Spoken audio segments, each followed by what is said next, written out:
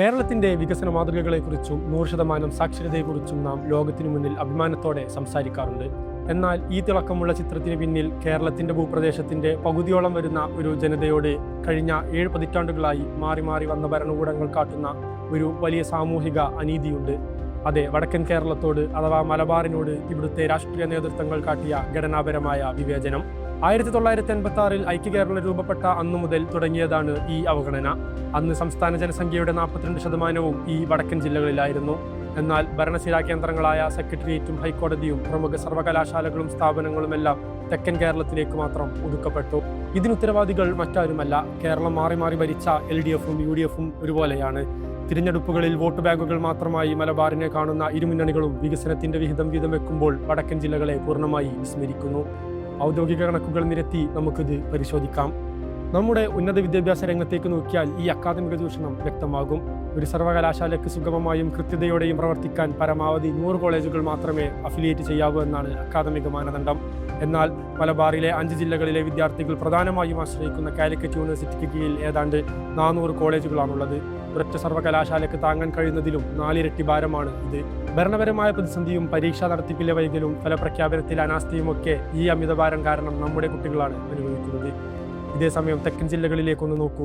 തിരുവനന്തപുരത്ത് കേരള യൂണിവേഴ്സിറ്റിയും സാങ്കേതിക സർവകലാശാലയും ഡിജിറ്റൽ യൂണിവേഴ്സിറ്റിയുമുണ്ട്. കോട്ടയത്ത് MG യൂണിവേഴ്സിറ്റിയും കൊച്ചിയിൽ കുസാറ്റും സംസ്കൃത സർവകലാശാലയും നിയമ സർവകലാശാലയും, കോട്ടയത്താവട്ടെ ഓപ്പൺ യൂണിവേഴ്സിറ്റിയും. അങ്ങനെ തെക്കൻ കേരളത്തിലെ സർവകലാശാലകളുടെ ഒരു വലിയ നിര തന്നെയുണ്ട്. അവിടെ കോളേജുകൾ കൃത്യമായി വിഭജിക്കപ്പെടുന്നു. എന്നാൽ മലബാറിലെ കോടിക്കണക്കിന് വരുന്ന ജനസംഖ്യയ്ക്ക് കാലിക്കറ്റും കണ്ണൂരുമല്ലാതെ മറ്റൊരു പൊതു സർവകലാശാല അനുവദിക്കാൻ മാറി മാറി വന്ന ഭരണകൂടങ്ങൾ തയ്യാറായിട്ടില്ല. ജനസംഖ്യയിലും കോളേജുകളുടെ എണ്ണത്തിലും ഇത്രയും മുന്നിൽ നിന്നിട്ടും മലബാറിനെ ഉന്നത വിദ്യാഭ്യാസ രംഗത്ത് വഞ്ചിക്കുകയാണ് ഈ മുന്നണികളും ചെയ്തത്. ഇനി സ്കൂൾ വിദ്യാഭ്യാസത്തിലേക്ക് വന്നാൽ കാസർഗോഡ് മുതൽ പാലക്കാട് വരെയുള്ള എല്ലാ മലബാർ ജില്ലകളിലും സീറ്റ് പ്രതിസന്ധിയിൽ വീർപ്പുമുട്ടുകയാണ്. മലബാറിലെ 30,000-ലധികം വരുന്ന കുട്ടികളാണ് എല്ലാ വർഷവും ഉയർന്ന മാർക്ക് നേടിയിട്ടും +1 സീറ്റില്ലാതെ പുറത്തു നിൽക്കുന്നത്. നിലവിൽ മലബാറിലെ സ്കൂളുകളിൽ ഒരു ക്ലാസ്സിൽ ശരാശരി കുട്ടികളുടെ എണ്ണം 65 ആണ്. സംസ്ഥാന ശരാശരി 51 ആയിരിക്കുമ്പോഴാണ് ഇത്. ഒരു ബെഞ്ചിൽ 5ഉം 6ഉം കുട്ടികളെ കുത്തിനിറച്ച് ഇരുത്തിയിട്ടാണ് നമ്മൾ വിദ്യാഭ്യാസ പുരോഗതിയെക്കുറിച്ച് പ്രസംഗിക്കുന്നത്. ഇതേസമയം തെക്കൻ ജില്ലകളായ പത്തനംതിട്ടയിലും കൊല്ലത്തും +1 ബാച്ചുകൾ കുട്ടികളില്ലാതെ ഒഴിഞ്ഞുകിടക്കുകയാണ്. ഉന്നത വിദ്യാഭ്യാസ സാന്ദ്രതയിൽ ഏറ്റവും പിന്നിൽ നിൽക്കുന്നത് കാസർഗോഡ്, മലപ്പുറം, കണ്ണൂർ, പാലക്കാട് ജില്ലകളാണ്. 41 ലക്ഷത്തിലധികം ജനസംഖ്യയുള്ള മലപ്പുറം ജില്ലയിൽ ഇന്നുവരെ ഒരു ഗവൺമെന്റ് എഞ്ചിനീയറിംഗ് കോളേജ് പോലുമില്ല.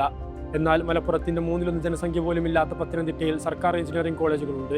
അവസാനമായി പൊതുഗതാഗതത്തിലേക്ക് വരാം. സർക്കാർ വലിയ കോലാഹലങ്ങളോടെ പ്രഖ്യാപിച്ച പ്രിയദർശിനി KSRTC പദ്ധതി നോക്കൂ. സ്ത്രീകൾക്ക് ഓർഡിനറി ബസ്സുകളിൽ സൗജന്യ യാത്ര നൽകുന്ന പദ്ധതിയാണിത്. എന്നാൽ ഇതിന്റെ പിന്നിലെ കൈപ്പേറിയ യാഥാർത്ഥ്യം എന്താണെന്നറിയുമോ?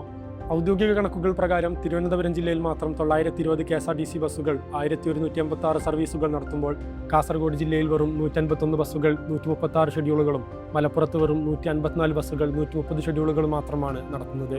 യാത്ര ചെയ്യാൻ ആവശ്യത്തിന് ബസ്സുകൾ പോലുമില്ലാത്ത വടക്കൻ കേരളത്തിലെ ജനങ്ങൾക്ക് ഈ സൗജന്യ യാത്രാ പദ്ധതി കൊണ്ട് എന്ത് പ്രയോജനമാണുള്ളത്? റെയിൽവേ വികസനത്തിലും ഇതേ താഴെപ്പെടൽ നാം കാണുന്നുണ്ട്. +1 പ്രതിസന്ധി വരുമ്പോൾ ക്ലാസുകളിൽ കുട്ടികളെ കുത്തിനിറക്കുന്ന താൽക്കാലിക സീറ്റ് വർധനവ് നൽകി വിദ്യാർത്ഥികളെ വഞ്ചിക്കുകയാണ് LDFും UDFും ചെയ്യുന്നത്. ശാശ്വതമായ പരിഹാരങ്ങൾ നിർദ്ദേശിക്കുന്ന കാർത്തികേയൻ കമ്മീഷൻ റിപ്പോർട്ടോ യൂണിവേഴ്സിറ്റി പരിഷ്കരണ റിപ്പോർട്ടുകളോ നടപ്പിലാക്കാൻ ഇരു സർക്കാരുകൾക്കും താല്പര്യമില്ല. ഈ അവഗണന അവസാനിപ്പിക്കാൻ ചില അടിയന്തര നടപടികൾ ഭരണകൂടം സ്വീകരിച്ചേ മതിയാകൂ. ആദ്യമായി തെക്കൻ ജില്ലകളിൽ കുട്ടികളില്ലാതെ ഒഴിഞ്ഞുകിടക്കുന്ന +1 ബാച്ചുകൾ ഉടനടി വടക്കൻ ജില്ലകളിലേക്ക് പുനർവിന്യസിക്കണം.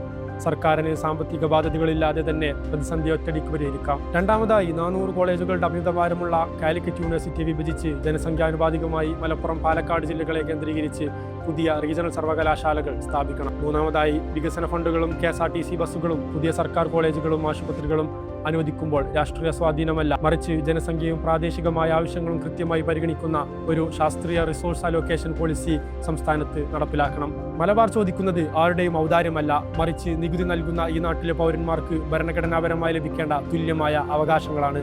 വികസനം കാസർഗോഡ് മുതൽ തിരുവനന്തപുരം വരെ ഒരുപോലെ ആകുമ്പോൾ മാത്രമേ ഐക്യ കേരളം എന്ന സങ്കല്പം പൂർണ്ണമാകൂ.